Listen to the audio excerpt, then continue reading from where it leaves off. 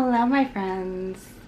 It has been a while since I have sat down in front of the camera and filmed a video, so bear with me. I might be a little rusty. I feel a little awkward, but I'm back, hopefully. Honestly, filming has been really hard for me lately. Let's just keep it real. Like, existing has been really hard for me lately. My mental health has been a roller coaster since the beginning of September, but here I am, hopefully back and ready to film some more content for you guys. Today's video is going to be a quarterly wrap-up, quarterly review, because most of the books, I guess, I read in the month of September, I didn't vlog, I didn't talk about. The third quarter of the year, my phone almost fell, is gone. I kind of just want to talk about some of the things I've read, how my overall reading was for the quarter. I am not going to do like stats or anything like that besides telling you how much I've read each month, because I've realized that I don't like stats. Like, I don't mind watching other people do stats, but for me, like, compiling stats for the quarter and inserting bars and graphs and stuff, it's not fun for me. And like, life is so full of things that we have to do that aren't fun. It doesn't make sense to do things that aren't fun when you don't have to. So no stats. I'm just gonna go over all the books I read. I'm gonna go over like all of my 5 stars and talk about some trends in my reading in this past quarter. July, August, September. This has been probably the best quarter of the year for me. Not only quantity-wise, but quality-wise. I found 2 of my favorite books of the year, possibly 3. It's been really good reading-wise. In the month of July, I read a total of 12 books, which is really great. And then in August and September, I read a total of 16 books each month. Probably the highest of any other month of the year besides June, because of course June I was attempting to do 30 books in 30 days. I didn't make it, but I did read quite a bit in June. So outside of like a challenge, 16 books in a month is the most that I've read all year. So that's pretty awesome. So that's 44 books for the quarter. I'm gonna go through like all of my 5-star reads. Like, all of my favorites of the quarter like have some aspect of romance or coziness to them. I think that's just what I'm gravitating towards this quarter, maybe even this year. But let's start out with July. I'm pretty sure that I vlogged throughout the entirety of the month of July, so you will have seen reviews for all of these. The first one being Vera Wong's Unsolicited Advice for Murderers by Jesse Q. Sutanto, which as of now, still one of my top books of the year so far. This was so surprising in the best way. I love Jesse Q. Sutanto, especially after reading Dial A for Aunties, but I didn't, like, I expected, after reading Dial A for Aunties, I expected this to be just as wild and over the top and silly. And it is. This is a cozy mystery following Vera, who is an older lady who owns this tea shop in Chinatown in San Francisco. One day, a dead body shows up on the floor of her tea house, and her being unsatisfied with the way the cops are handling the case, she decides that she's gonna step in and solve the murder herself. And she does, and she gathers a group of likely suspects, and it turns into, surprisingly, this like found family situation where Vera just kind of inserts herself into all of these people's lives and changes it for the better. Brings people together in her very assertive Asian auntie way, lets people know that they can do better, and they do. And it's so beautiful and heartwarming. Like, this made me sob. It really did. I just loved everything that it had to say about getting older and about loneliness, and it was heartbreaking but also just really hopeful, but it was also really fun. Like, it was hilarious. Okay, Vera is hilarious, and the situations that she puts herself in, finds herself in, gets other people in is hilarious, and it's silly and it's over the top, but it's also really heartwarming. I wasn't planning on like giving a huge review of all of these. I don't know why I did that. I just wanted to show you the 5 stars, and then I was gonna get into my top favorites of the quarter. But anyway, here we are. That was my first 5-star of July. My second 5-star of July was Conspirator by Veronica Roth, which I do not own a physical copy of. I read it from the library. I do need to get my own copy of it, but this is a retelling of Antigone. A pretty straightforward retelling of Antigone, except it is a sci-fi dystopian, which is what Veronica Roth does best. And I just loved the depth of feeling in here. It was a novella, so not very long, and I'm not like super familiar with the original story of Antigone, but I think that it does follow pretty closely to that. It is tragic and beautiful, very emotional, and I loved it. Next, at the end of July, we had The Sweetest Remedy by Janie Garrow. I really enjoyed what this did. This is one of those romances where it's not spicy, but it is beautifully told. It is romantic, like truly romantic, and there's more than just the romance going on in here. We're following our main character Hannah, who never knew her father, but her father dies. He is Nigerian, her mother's white. Her father dies and she gets invited to Nigeria to go to the funeral and to meet the family that she never knew on her father's side. So all of these siblings that she never grew up with, all of whom never knew about her until their father died. And so it causes a lot of drama, but once again we have this found family. We have Hannah kind of stepping into herself and finding self-love, and it's a beautiful story. It was a beautiful romance, and Janie Garrow is now one of my new favorite authors. So that was July. I only had 3 5-stars in July. In August, I only had 2. Even though I read a ton and I loved a lot of what I read, only 2 were true 5 stars and are now 2 favorites of the year. So, and I know I did talk about both of these in a vlog as well as a live show for One for My Enemy, because this was the Black Hat Book Coven book pick for August. But that is One for My Enemy by Olivia Blake and Yumi and the Nightmare Painter by Brandon Sanderson, which is currently sitting at my favorite book of the year so far. One for My Enemy is a Romeo and Juliet inspired or sort of retelling, but with Russian mythology mixed in. We have a Baba Yaga and her 7 daughters, and then we also have Koshchei the Deathless and his 3 sons. There is not only 1 but 2 Romeos and 2 Juliets in here that have a story that play out. Also, the witches are of rival families. I loved the romance in here, especially our younger set of Romeo and Juliet, Sasha and Lev. I just feel like their romance was so swoon-worthy. I loved the magic in here, the fantasy elements. All of it was just so good. Plus Olivia Blake's beautiful writing. I had a fantastic time with this.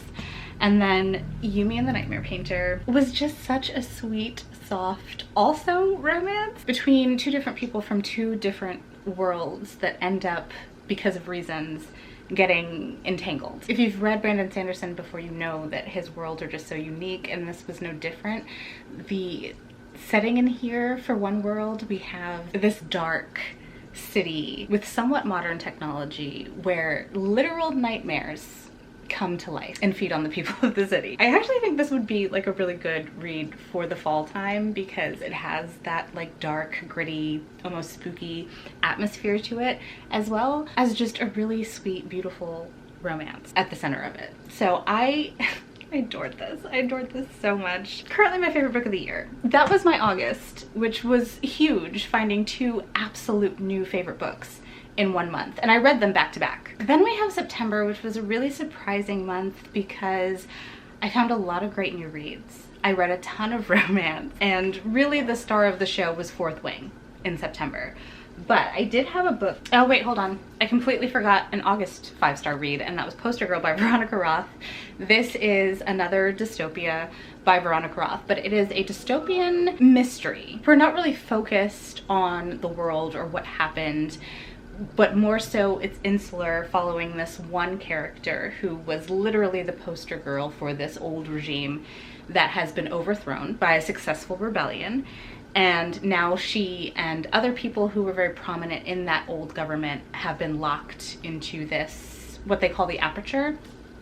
She is given the opportunity to be released if she solves this case of this missing child. And we follow the story, and we follow her learning more about that old government and kind of opening her eyes for the first time because she wholeheartedly believed in it. It just brought up so many interesting questions and discussions that I think would be really fun as like a book club read, all while being set in this dystopian future that is during a time period where we don't get to see a lot in stories, because when you think of dystopians, we're following the rebellion as it happens, right? We're following how things are now, how things are not working, and how we're gonna rise up and fight against it. And this takes place after that.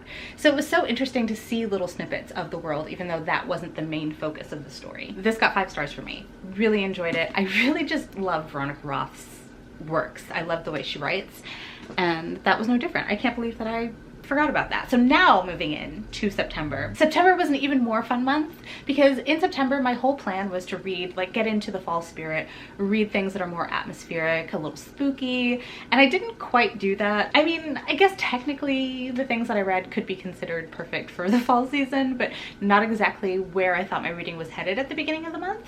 However, September did have the most 5-star reads, so it was a pretty successful month.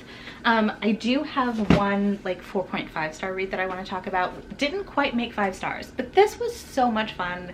And I think another great like fall spooky season read, My Roommate is a Vampire by Jenna Levine. In this, we're following Cassie Greenberg, and Cassie finds out, or it needs an apartment, and finds this ad on Craigslist for this ridiculously beautiful apartment, someone looking for a roommate, and the price is ridiculously low. And so of course she's skeptical, but she goes to look at it and gets the place, and of course finds out very quickly that her roommate is a vampire. It is such a sweet romance. It was funny. It was so funny because the whole reason the vampire wanted a roommate was so that he can learn more about the modern world, because for reasons he has been asleep for the past century. And so Cassie agrees to like help him learn about the modern world, modern technology, all of that. Him blundering through this new world, this new century is hilarious. So this was so much fun. I had such a great time with it. I don't know why it didn't get a full 5 star.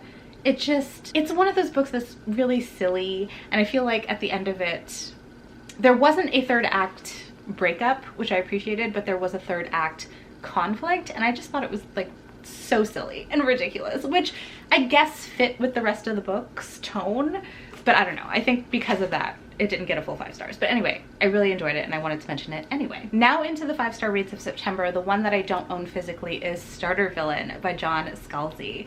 This book, I need to get my own physical copy because I adored this. Basically, all you need to know is that there are sentient, tech-savvy cats that are upper management at a villain business. Like, that's all you need to know. The cats were amazing. I absolutely loved them. If anything, this needed more cats, even though they were very prominent in the book already. But we're following a man whose uncle passes away and then learns that his uncle was actually a villain, and he has now inherited his uncle's villain business, including this sentient tech-savvy cat. This was just silly, funny, good time, and I enjoyed the heck out of it and gave it 5 stars. Probably not going to be like a favorite of the year, but it's still one that I'm going to think about fondly, and probably one that I will reread in the future. So I highly recommend this. So much fun, especially if you love cats. Speaking of villains, let's also talk about Assistant to the Villain by Hannah Nicole Maher. I still don't know how to say her last name, and I should have looked it up. But anyway, this was so much fun from start to finish. We're following our main character, Sage, Evie Sage, who stumbles, quite literally stumbles, into a job as the assistant to the villain. It is silly, but it also had such a good plot, like such an interesting plot that kept me reading, that kept me turning pages. I read this so fast. I loved it's a very, very slow burn relationship between Evie and the villain. There is a frog in the story who holds up little signs to communicate with everyone, which was adorable, even though I hate frogs. It was adorable. And what I didn't expect was to find such beautiful friendships, such like a found family aspect to this. There's creatures in here, there's dragons, winged serpents, all kinds of things. And it was just an all-around good time. The only issue I had with it was that it ended on a cliffhanger. That is it. And I have to wait a whole year to read the next book in the series. Other than that, this was perfect. This was absolutely everything I could have wanted from this type of story. I loved the fantasy aspects, the magic aspects. I loved the characters in here, every single one of them. And I loved the beautiful slow burn relationship between Evie and the villain. This is not something that I would have, honestly, I owe it all to Fourth Wing by Rebecca Yarros. You guys know I read this. Like, I had a whole vlog, spoiler-filled vlog, talking about this book and how much I loved it, so no surprise there. But if it wasn't for reading something like Fourth Wing and enjoying it so much, even though I never thought this would be something I would enjoy, it really opened me up to reading other things like this, because otherwise I never would have picked this up, and I'm so glad that I did because it was so much fun. This whole romance, fantasy, romantasy trend that's going on, I'm definitely a fan of it. This is published by Red Tower Books, which is also the publisher of Fourth Wing, and now I feel like I have a new publisher to stalk and read more books from, because this thing, this vibe, I'm really feeling this vibe. If nothing else, this past quarter just really showed me that I need to be less of a snob, honestly, and open up and read more things that are kind of out of my comfort zone. And I realized that I really liked it, that I really enjoyed it. So that was a 5-star. Of course, Fourth Wing was a 5-star. I don't need to talk about it here because I have a whole video. I read 2 books by Ashley Poston in September. Both of them I absolutely loved. These are both romances with kind of a speculative twist or aspect to them. The Dead Romantics, I think I did talk about this in a video, but this one we're following Florence Day, who is a ghostwriter for one of the most prolific romance authors, and she's having a hard time writing her latest romance because she doesn't believe in love anymore after breaking up with her boyfriend that she thought she was going to spend the rest of her life with. She's dealing with that, and then finds out that her dad passes away, so she goes back to her small little town in, I think it's like South Carolina, where her family runs a funeral home, and she also has the ability to see ghosts. So the romance in here is between her and a ghost, which sounds weird but actually really works, and it was so sweet. Like, I cried throughout most of this book, honestly, because of the grief. It was very heavy, but it's also just like a sweet, soft romance story as well, with some ghosts thrown in. It was really fun. And then similarly, the 7-Year Slip by Ashley Poston, we're following another main character who works in publishing. She's actually a publicist, Clementine West, and she happens to live in a magical apartment that kind of crosses time. Her apartment sometimes slips 7 years into the past. And so she meets this amazing, perfect man from 7 years ago while has moved into the apartment that her aunt left her because her aunt passes away. So again, this deals with a lot of grief. It's their romance. They fall in love, but he's 7 years in the past, she's 7 years in his future. How do they make that work? I loved both of these. These were just like super cozy, but also extremely heartfelt. I cried reading both of these. Ashley Poston just has a way of making these quirky, sweet main characters and romances seem more realistic than they should. You know what I mean? There's not really the necessity to suspend disbelief because it just makes sense the way she writes it. I don't know how else to explain it, but I loved both of these. I have always really enjoyed Ashley Poston's writing. I had a couple that I really didn't love, but now if she continues to write these adult speculative romances, I will pick them up. And then another new favorite book, all time new favorite book, favorite of the year. This was the last book that I read in the month of September. Was it the last book that I read? Second to last book that I read in the month of September.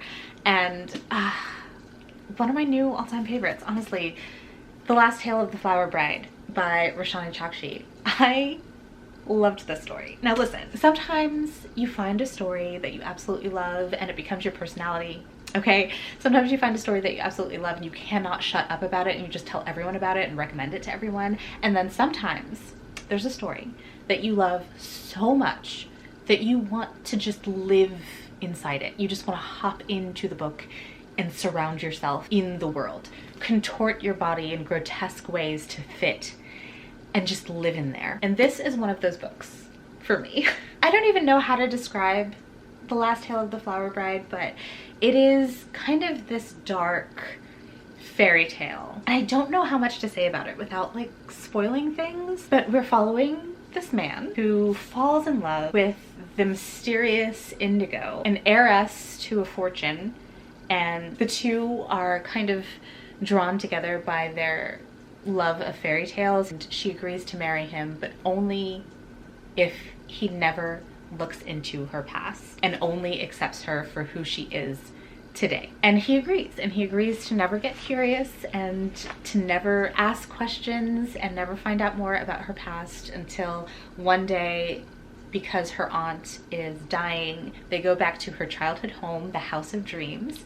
And when he gets there, he becomes very curious and he goes about trying to find out more about his wife's past, which turns out to be a huge mistake. I wasn't expecting this. Like, I didn't know what this was gonna be, but I just wasn't expecting it to be such a powerful story. It has so much to say about the power of story and fairy tales and the stories that we tell about ourselves. There's also this central female friendship that is obsessive and toxic and codependent, but is so incredibly interesting to follow. The writing in here is absolutely stunning. This reminded me of reading like the Addie LaRue or The Starless Sea or The Night Circus by Erin Morgenstern. Like, the writing in here is that beautiful. And I would say that it's just like all vibes, no plot, except the plot is really good as well. There is a twist towards the end of this book that I did not see coming, and it had me shooketh. Absolutely shook. So this was just everything, and I don't know how else to describe it other than please go read it yourself. Do yourself a favor. And these are all basically my favorite books of the quarter. I don't have the mental capacity to like rank them or put them in any kind of order or even pick a top 5. Like, I can't do it. But these 8 plus starter villain makes 9 favorites of the quarter. Honestly, don't know like how I would narrow this down to even think about creating a top 5. I mean, Fourth Wing would definitely be in it. Yumi for sure. One for My Enemy.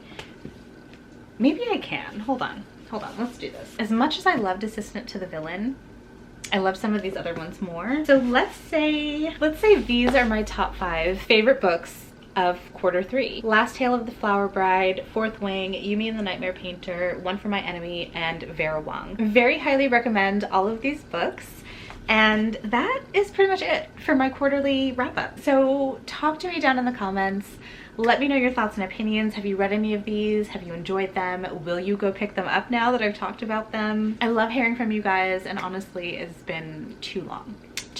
So let's chat in the comments. Also, if you want to leave an emoji, you can either leave me a rose emoji, flower emoji, or a duck emoji. If you've read this, you know why the duck. But yeah, that's gonna be it for me today. If you enjoyed this video, don't forget to give it a thumbs up, hit subscribe, and I'll see you in my next one. Bye.